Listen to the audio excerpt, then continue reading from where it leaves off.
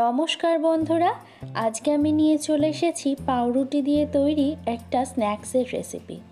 বেশি কিছু উপকরণ লাগবে না, মোটামুটি ঘরে সবজি কয়েকটা থাকলেই হয়ে যাবে। তো এখানে আমি প্রথমে নিয়ে নিয়েছি 10 থেকে 12 পিস স্লাইস করা পাউরুটি। এবার পাউরুটিগুলোকে আমি চৌকো চৌকো শেপে কেটে নেব। টমেটোর আচার রেসিপিতে মাঙ্কি মিঙ্গেল থেকে একজন কমেন্ট করেছে 26। অনেক সুন্দর একটা ভিডিও, ভালোবাসা দিয়ে গেলাম, অনেক ধন্যবাদ। এবং সুষমাস ডায়েরি থেকে একজন কমেন্ট করেছে খুব সুন্দর হয়েছে উপহার, দেখে নাও, নতুন বন্ধু করেছি, ব্যাগ দাও বোন। অনেক ধন্যবাদ দিদিভাই।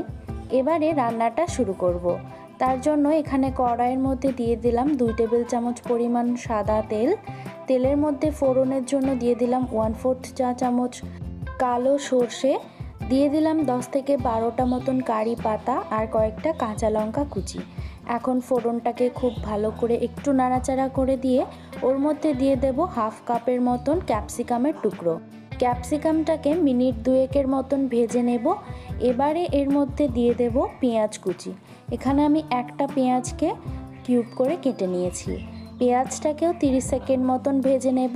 তারপর একে একে সব উপকরণগুলো দিয়ে দেব। প্রথমেই দিয়ে দিলাম একটা বড় আকারের সেদ্ধ করা আলুর কিউব এবং দিয়ে দিলাম একটা মাঝারি আকারের গাজরের টুকরো। এখন সব কিছুকে খুব ভালো করে একবার নাড়াচাড়া করে দিচ্ছি। আলু পোস্ত রেসিপিতে কেবি নূর অ্যাকাউন্ট থেকে একটা দিদিভাই কমেন্ট করেছে 27 করে বন্ধু হলাম, পাশে থাকবেন। অনেক ধন্যবাদ দিদিভাই, এভাবেই পাশে থাকবেন। সব কিছুকে খুব ভালো করে মিশিয়ে নিয়েছি। এখন এর মধ্যে দিয়ে দেব 1/2 চা চামচ পরিমাণ নুন। নুনটা আপনারা স্বাদ অনুযায়ী অ্যাড করতে পারেন। এখন নুন দিয়ে সব কিছুকে খুব ভালো করে আরও একবার মিশিয়ে নিলাম।